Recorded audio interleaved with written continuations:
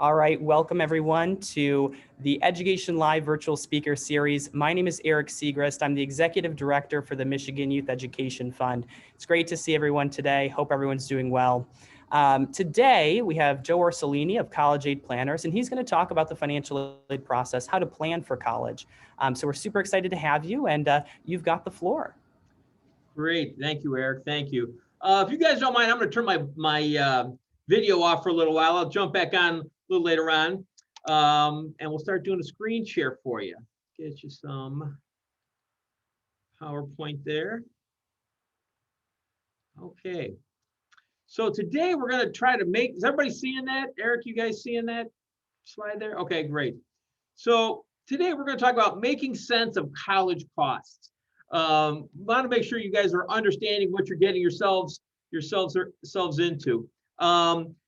Obviously in the virtual world, we can't do things like have handouts. So if you want to go to my website, go collegeaidplanners.com is my website /handouts. Either before or after the meeting here, you can download a handout that's going to have all kinds of information and some supplemental information, things we went through for this program.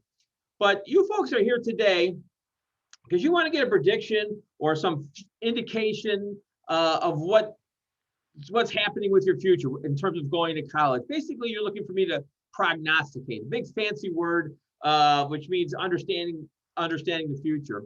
So kids, if you guys are in high school still, I probably, memorized that word. I probably just added a couple points to your ACT or SATs with that one, because that's a great word to show up on a standardized test.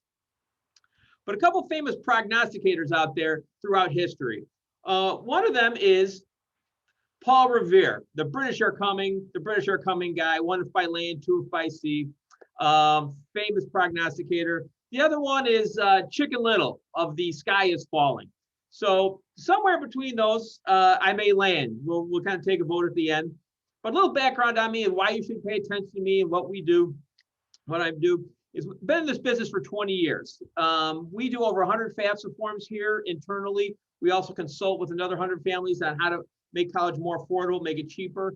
The difference thing that we add is we also do tax returns here. So I see what happens to kids as they get into the workforce, as they've piled on all that debt or avoided that debt. We know what kids are making when they're going through the process.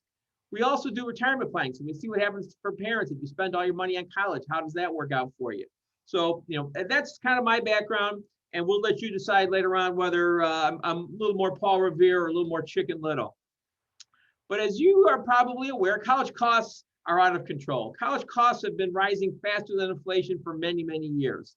Going back to the 80s when I went to school, college has gone up over 500% during that time frame. So now we're at a point really where this is how people are going off to college. The Brinks truck pulling the U-Haul truck, and the problem is the student loan debt. We are in a student loan bubble. If you've looked at what's happened with student debt over the last 15 or so years, we basically tripled the amount of student debt in this country.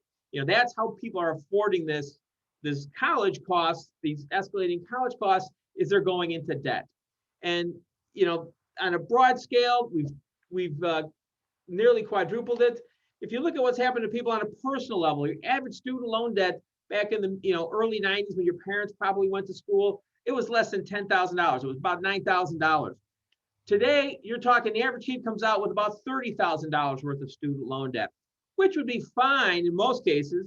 But the problem is we've got stagnant incomes. You're coming out making about the same today as you were back 15, 20, 30 years ago. So, it's a lot tougher road when you've dug yourself that hole that deep. So we want to help you, show you today how to be avoiding that, how to keep yourself out of digging a big hole. And, that begs the question, why do people spend all that money on college? Why are they doing that? Well, the reason kind of leads me to one of our first myths about college, that you earn $1 million more with a college education. Now, we're in the age of fake news and fact checkers, so we wanted to fact check this. So we took a look at your typical high school graduate. We took a look at the Bureau of Labor Statistics. Your typical high school graduate will make about $1.5 million over their lifetime. Your typical college graduate will earn about $2.5 million. So yeah, really, in fact, it's true. You do earn about $1 million more over your lifetime with that college education. But there's another piece to that, because you have to remember somebody's writing those checks, okay? You don't just get that college education. There's something called an opportunity cost to college. You could use that money for something else.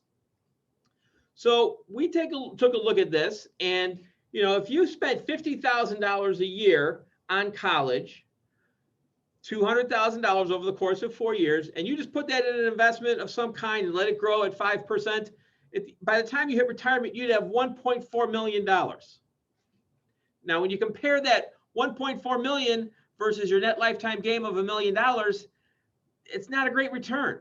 Okay, you're kind of in the hole over your lifetime. You would have better just put the money away aside someplace else. If you spend $35,000 a year, going your typical state school for college versus maybe a private or some out-of-state flagship school, you're going to spend $140,000. Now that $140,000 will grow to about $1 million. So that's your net payoff is zero. But think about this: $35,000. That's kind of your break-even point on college. If you spend more, you may not get the return on your money. You spend less, yeah, you're probably doing better. In fact, taking it maybe the 2+2, the junior college, and then moving on to the 4-year school, where you're only going to spend $60,000, that's where you're getting the most bang for your buck. Now, I'm in the business of getting kids off to college, but this is important information you have to know. The moral of the story here is that there's a cost to higher education, and you want to make sure your college choices make long-term financial sense. Don't dig yourself in a hole for a sociology degree where you're not going to make all that much money coming up. Nothing wrong with sociology, but know what you're digging yourself into. So how do you make college more affordable? Well, one of the ways is through financial aid. And there's two types of financial aid out there: need-based aid and merit-based aid. Kind of two different worlds. Need-based aid is you're poor, or we make you look poor on paper, and they give you money. Merit aid is we want your kid to come here, so we're going to knock something off the price. And we'll get more details on this, but a lot of different reasons for merit aid. But people oftentimes, confuse these two, and they're really two separate worlds. In terms of the need-based aid, there's really two main programs you're going to bump into. And these are federal programs and state programs. On the federal side, it's the Pell Grant. Pell Grant can be up to a $6,300 free money program, a free grant. You don't have to pay it back. And then every state's going to have their own program. I'm in Illinois. We're just outside of Chicago. We have something called the Illinois MAP Grant. It's a $5,300 program. If you're in state, you get it. You go out of state, you don't. So find out and understand what your state programs might be to know whether, hey, should I stay in state? Can I go out of state? It's something to take a look at. But people often get, hey, can I hide my income? Should I not have money in my kid's name? The main driver of the financial aid formula that determines that takes a look at a couple things. First off, your income and also your assets. So on the income side is really the main driver.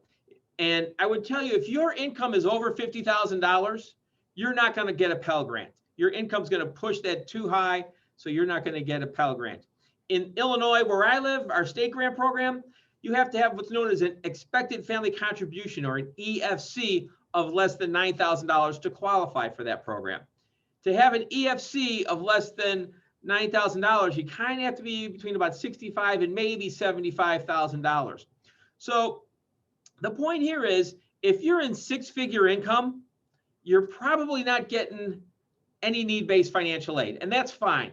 You don't have to worry about hiding your money or, keeping money in the kid's name or spending it down. Don't go through any of that. It's not going to make a big impact for you. So really the key to focusing on saving money on college is targeting schools for merit aid. Know who wants you and who's going to offer you money to go there. And what I'm going to be talking about here today, as I said, doing this 20 years, 98% real world what you're getting today. There's still about 2% of, hey, wow, how did that happen? Magic dust falls from the sky and kids get a crazy scholarship. But, I want to make sure we're kind of talking realistic, setting proper expectations here. and we'll talk about why that's really important. But most of what you're hearing today is real world stuff. And, when it comes to one of the ways you can save is school selection, targeting certain schools that are going to have more money available.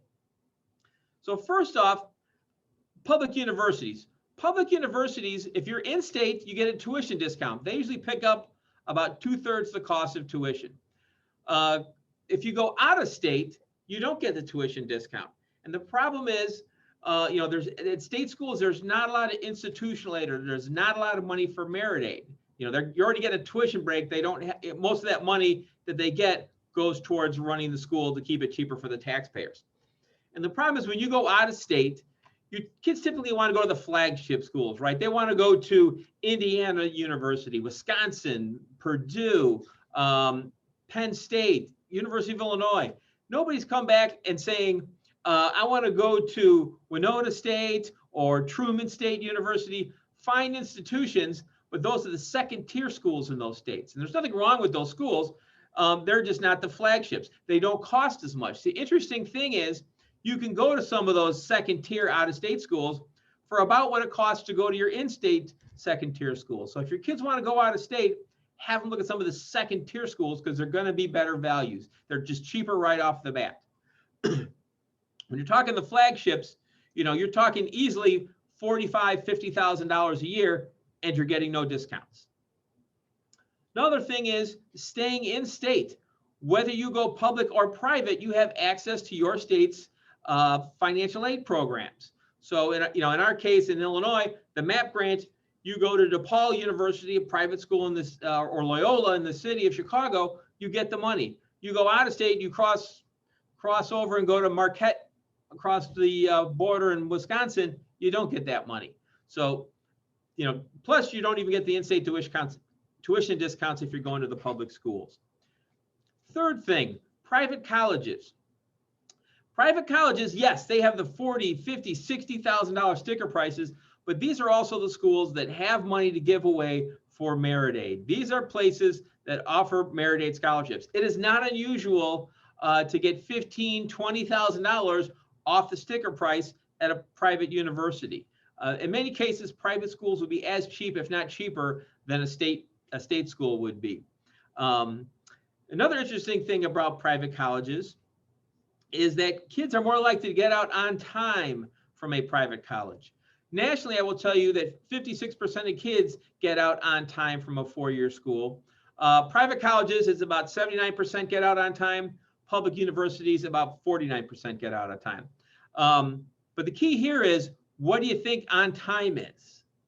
If you ask mom and dad, most mom and dads will say it's 4 years. Get out in 4 years. That's what a college degree is. This is a government number, so this is actually a 6-year number. Let me repeat this. Only 56% of kids will get out of a 4-year college in 6 years. Okay, so something to keep in mind. If those private schools are better at getting kids out, when you do the math, it may be a better way to go, paying a little bit more if you know you're going to get out on time. But why do schools give merit aid? What are some of the reasons? Well, a couple of the reasons for merit aid. First off, academics. Colleges like smart kids. High ACTs, high SATs, class ranks, good GPAs. Colleges want smart kids. But you don't have to be the valedictorian in your school to get this money. Ideally, what you want to do is position your kids so that they are in the top 25% of that school student population. Those are the kids that get the money. If you're in that bottom 25%, you're just barely squeaking into that school. Your conversation with the financial aid department is going to go kind of like this. Well, if you don't like paying the full price, we got 100 kids lined up waiting to take your spot.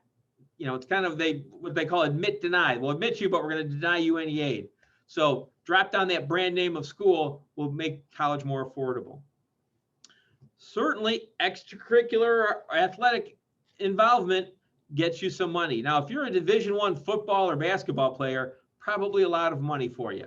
You go outside of those, two main sports, you're in wrestling, baseball, girls tennis, volleyball, not nearly as much money. And that's at the Division I, the highest sports level.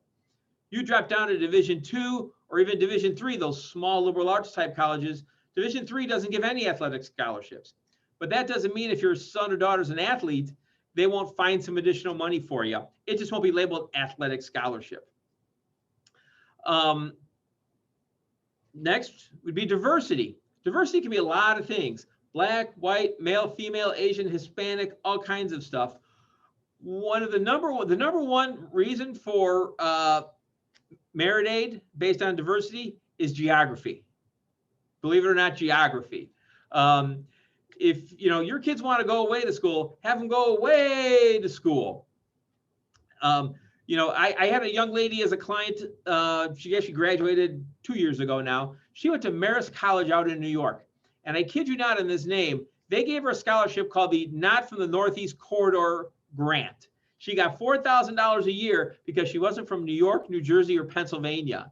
A ton of kids from Illinois are going to Indiana schools. Bunch going to Wisconsin, Iowa schools. How many kids from Illinois are going down to a small liberal arts college down in New Mexico? Maybe they want diversify their student population. There's actually a local school here that had been using a brochure for the last 15 or so years, boasting of the fact that we have women from all 50 states attending our school. So what happens if the only girl from Utah is graduating and you happen to be their only recruit? Are they going to maybe come up with a little extra money to make sure you go there? Or are they going to reprint the brochure to say, well, we've only got 49 to 50 this year. We'll try a little harder in Utah next year to see what happens. Don't know. But again, take advantage of some of these things if they're out there. Legacy scholarships. Who knew that you could, moms and dads, that you could turn your college stories into cold, hard cash?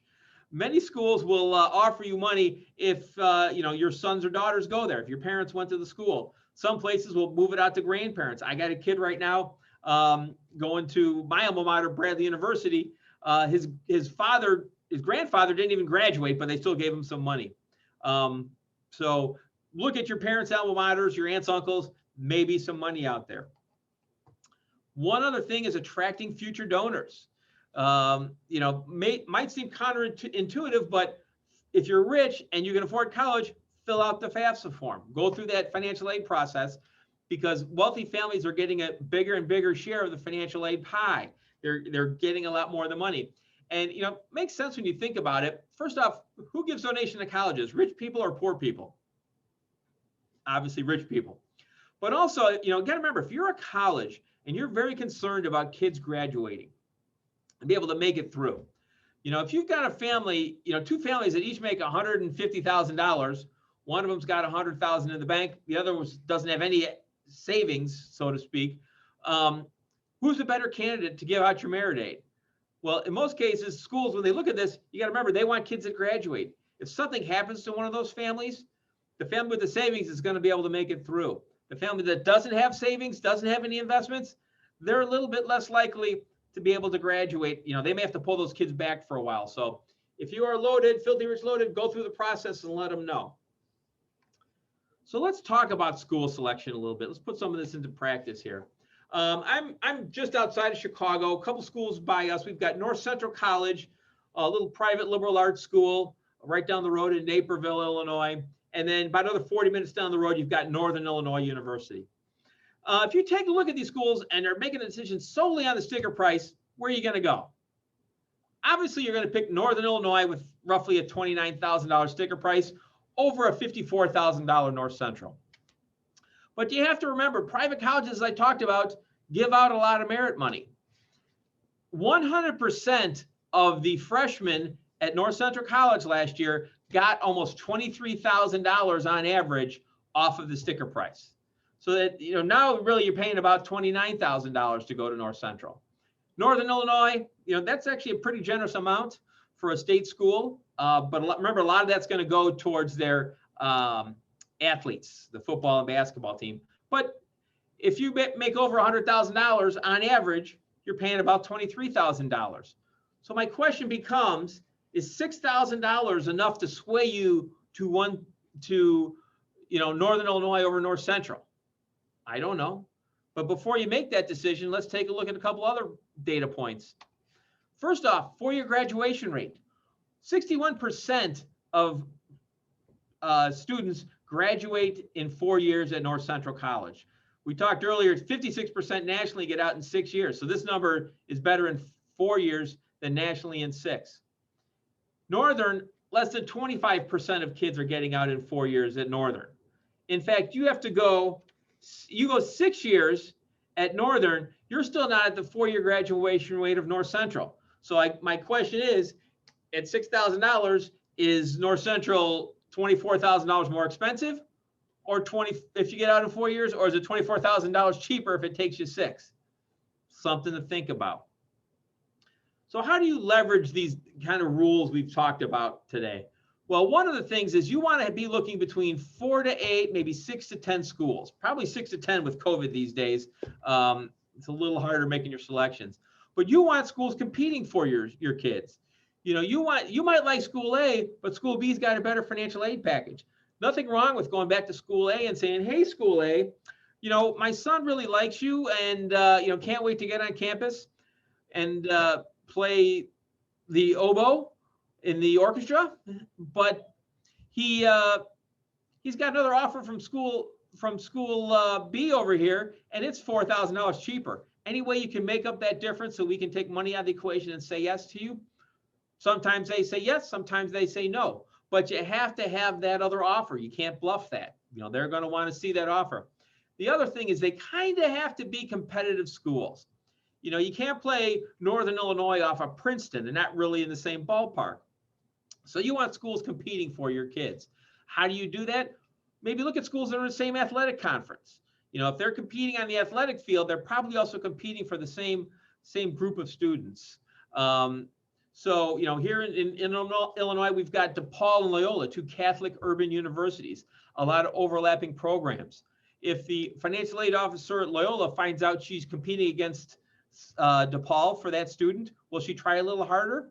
Absolutely. I've heard it out of her own mouth. So, you know, get these schools competing for your kids, because that's going to help you get a better financial aid package and keep these schools honest. One other thing, and we talked about this a little bit earlier, you want your kids ideally to be the big fish in a small pond. You know, parents and students, we so often get caught up in whose name's on the front of the sweatshirt, or, you know, the ranking in U.S. News and World Report. I'm here to tell you it doesn't matter. For your undergraduate degree, you're better off to be the big fish in a small pond in that top 25% of the student population. Because, you know, this leads us to myth number 2, and that students that attend highly successful colleges, highly selective colleges, are more successful in life. And there was a study done a number of years ago by a Princeton professor, a guy by the name of Alan Kruger. And this guy went to Cornell, he went to Harvard, he taught at Princeton, and he was actually President Obama's chairman of the White House Council of Economic Advisors. So probably a pretty smart guy.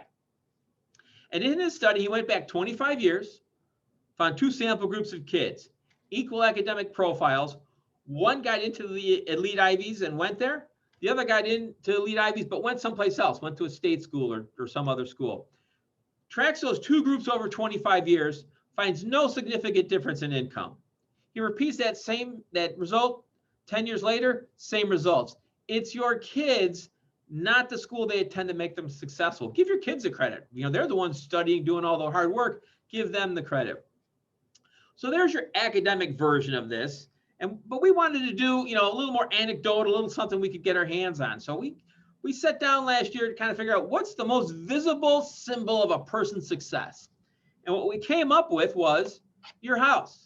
You know, if you drive around, you see a big giant house, you think, wow, that's got to be a pretty successful person living in there. So, you know, what comes with a big giant house? First off, probably a big mortgage, but also a big real estate tax bill. Now, real estate tax bills are something you can look up. It's public record. So what we did was, and I'm in Glen Ellen, Illinois, western suburb of Chicago, pretty affluent, upper middle class town. We took a look at the top 35 real estate tax bills in Glen Ellen.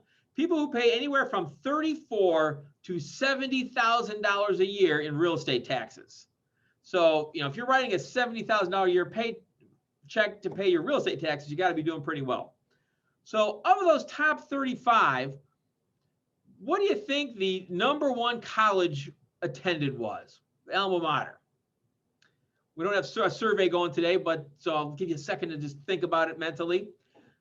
The number one school was the University of Illinois, our state's flagship college. 8 of the 35 attended the University of Illinois.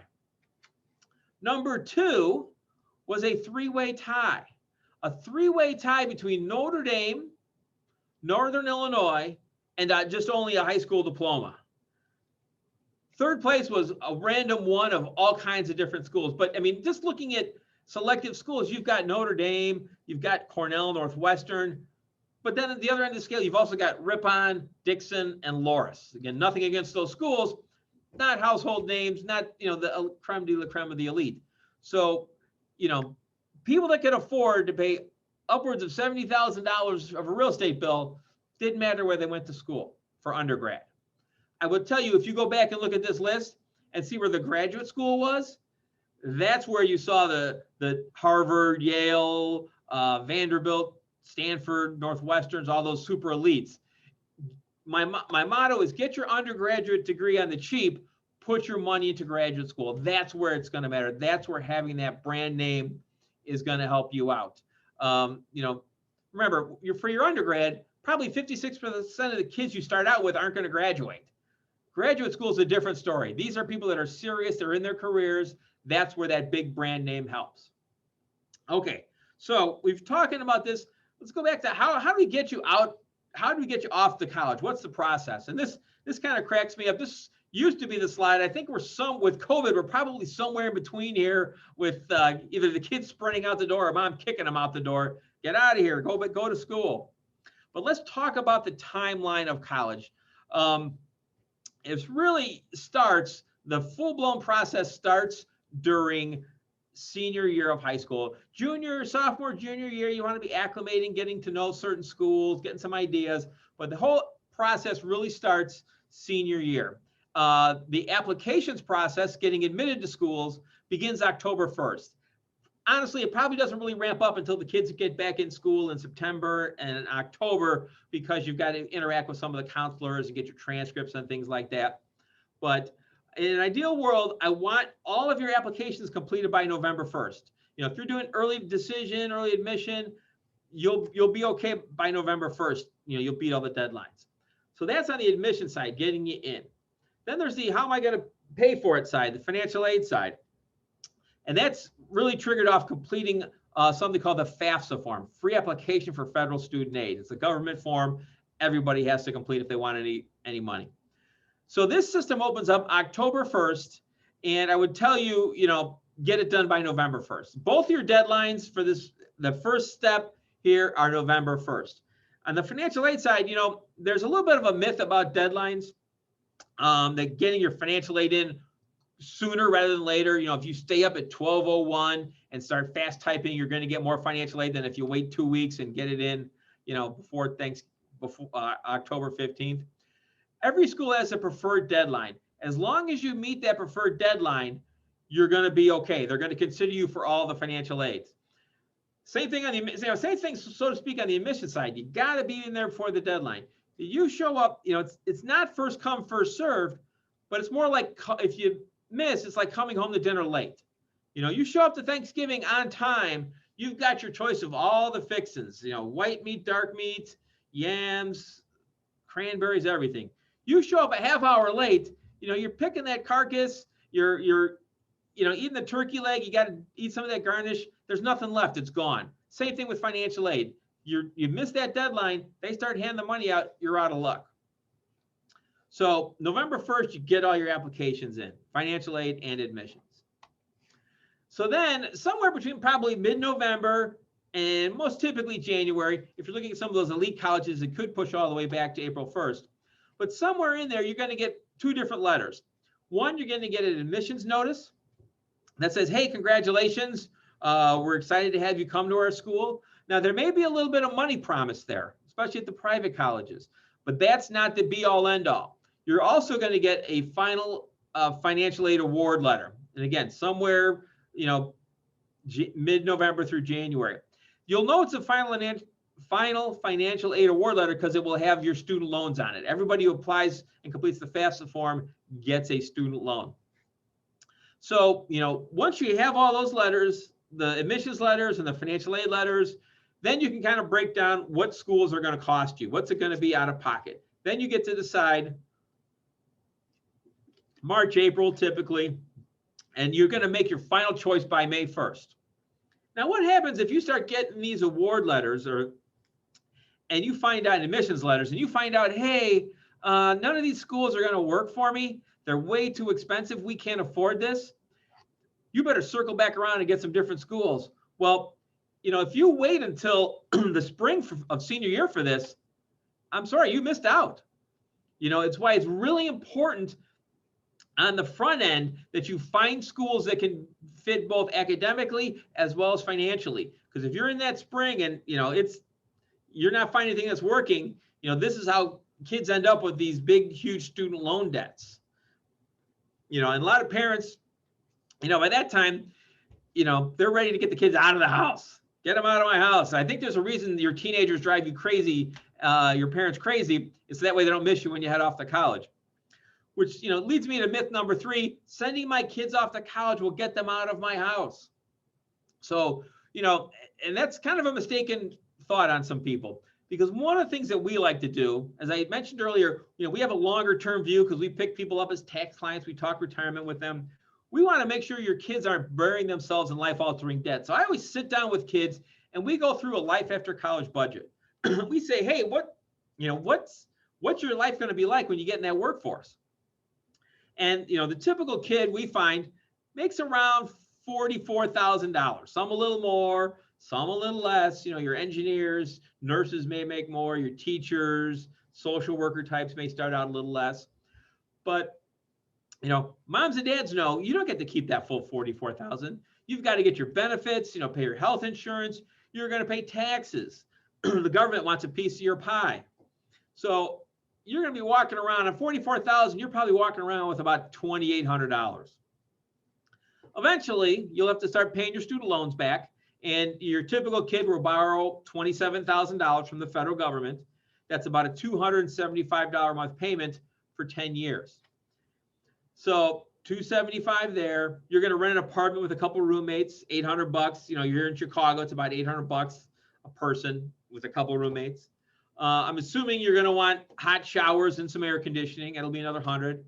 You're going to need a car. You're going to need to get around. $320 is a Kia Forte on a 6-year loan. If you're thinking, I'm going to live in the city, I'll take the public transportation and Uber. That number is about the same either way. Got to insure it, gas it up. Moms and dads, the nice thing is eventually the kids pay their own cell phone bill. They'll get cable and internet. Food. Don't know how much you guys and gals eat, so I had to put a number in there. $762 is a McDonald's value meal 3 times a day for 30 days. So that number might be a little light, but still, you're left with about $2,700 of expenses. So end of the day, you've got $98 left. You haven't bought shampoo, toilet paper, or laundry detergent. So part of the reason I run through this is so the kids and mom and dad understand, hey, when I graduate, the kid's not just going to pick up and move off to some strange city and set up shop and be able to go on. They may be living at home for a little while till they get their feet up underneath them, then moving on. And for some kids, this is fine. Hey, we can send you to Illinois State University, one of our state schools. Mom and dad will pick up the rest. You cover the 27. But some kids say, you know what? I don't want to go to Illinois State. I want to go to Indiana University. My life will be so much better if I'm there. And I tell them, well, you could go there, but you're going to end up borrowing $100,000 of debt, of student loan debt.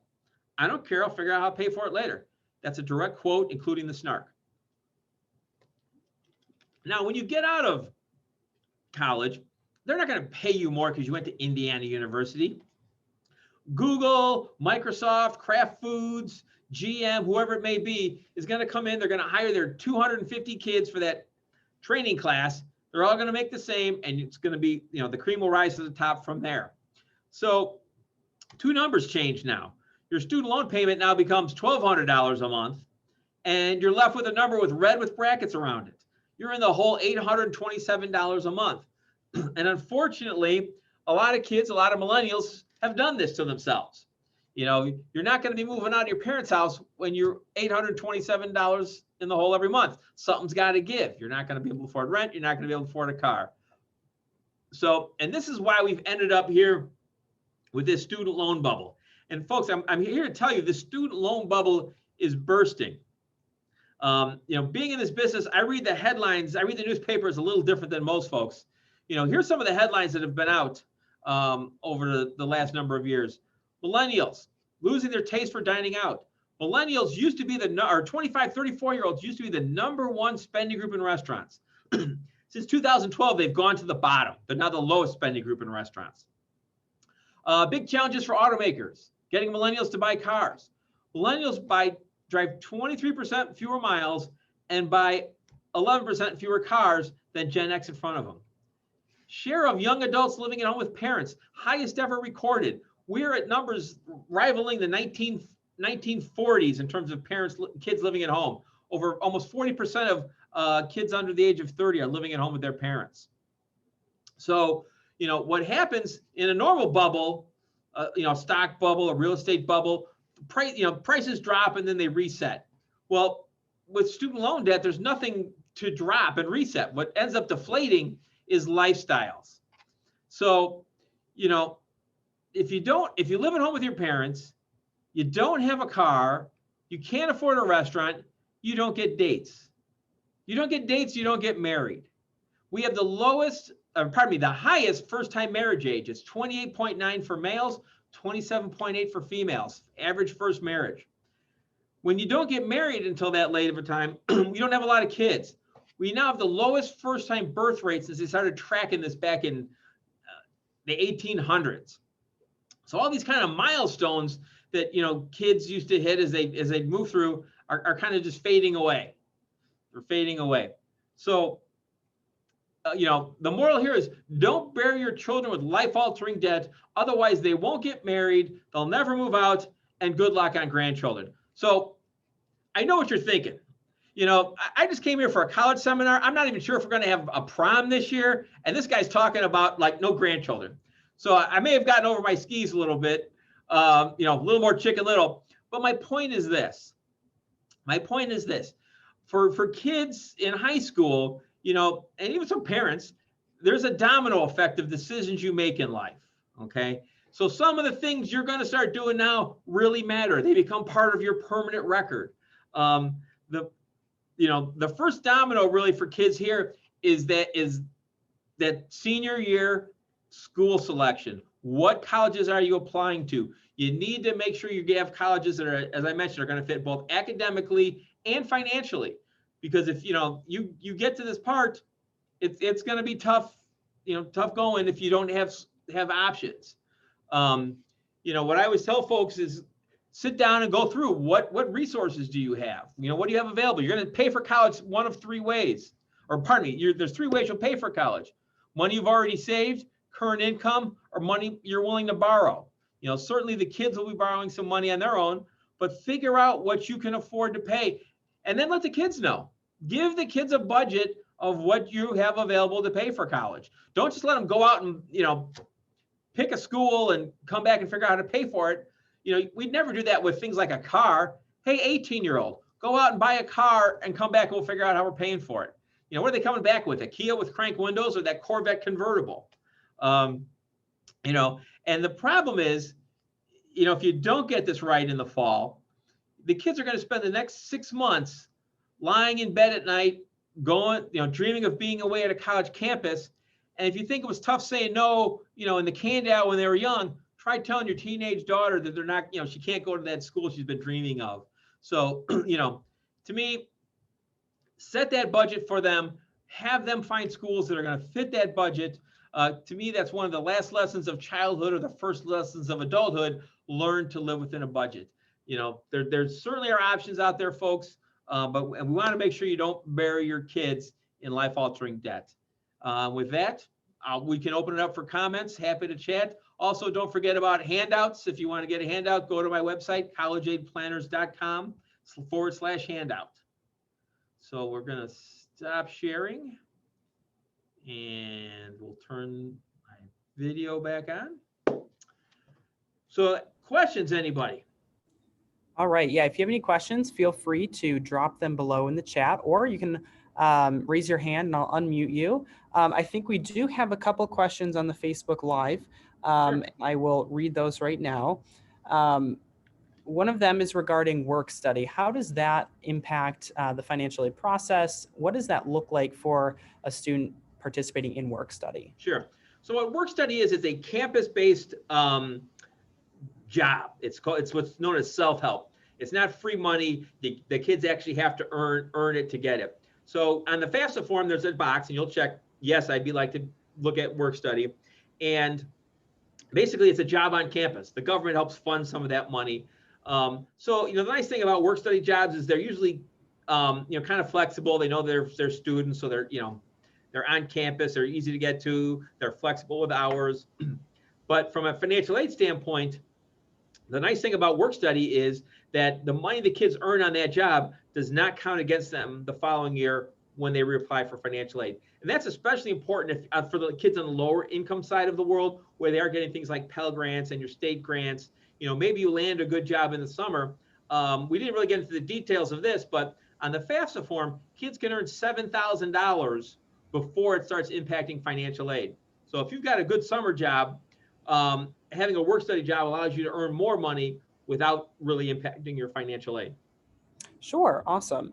And then another question we have out here, sometimes living on campus can be more expensive than living off campus.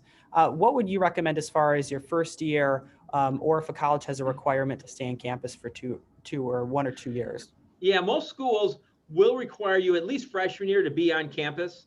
And that's fine. It's probably better that you're on campus and getting to know people and acclimating, especially if you're coming from far away. But after sophomore year and beyond, you're free to do whatever you want to do. And a lot of times it can be cheaper, although the rent may be cheaper, but then you got to remember food and cable and internet and some other things kind of factor in. So if you're going to move off campus, and every school I would tell you is different. I mean, some schools, they're designed for you're into and then you're out. You can't stay on campus for more than 2 years. Others, everybody kind of stays in the campus housing. So every school is going to be a little different, that environment. But make some friends, look around for some ways you can make it cheaper and save money on the housing part of it. All right. Any questions from our Zoom participants? Or all right, Gabby, you have a question? Yeah, so I'm actually a sophomore in college right now, and I was wondering if you had any advice to current college students about financial aid. So, if you're currently in school, you've kind of set the pattern. But if something certainly changes, your parents lose a job, maybe they get divorced, something's different in your financial situation, it's real important that you go back to this financial aid office and let them know. The kind of unusual thing about financial aid is that they're looking 2 years back. So when they're doing your financial aid today, for this year, they were looking at the 2018 tax return. So, we're 3 years out from that. Your world may have changed. Things may be different. So look for some change there.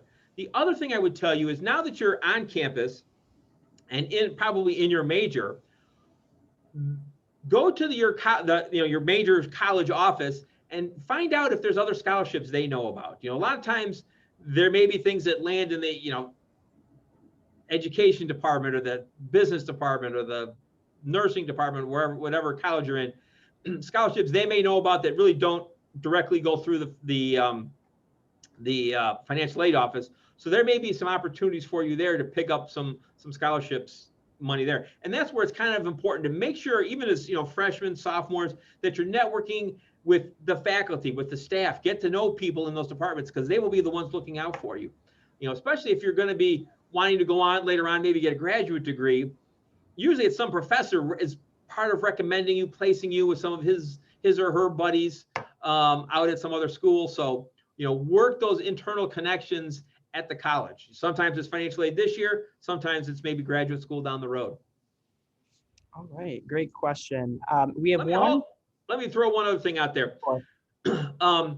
Your parents, there are some tax breaks for college. We didn't touch it. It's in the handout if you want to take a look at it.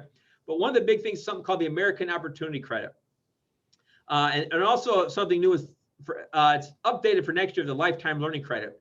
And the way those work is and the American Opportunity, you spend $4,000 in tuition and books, you get a $2,500 credit.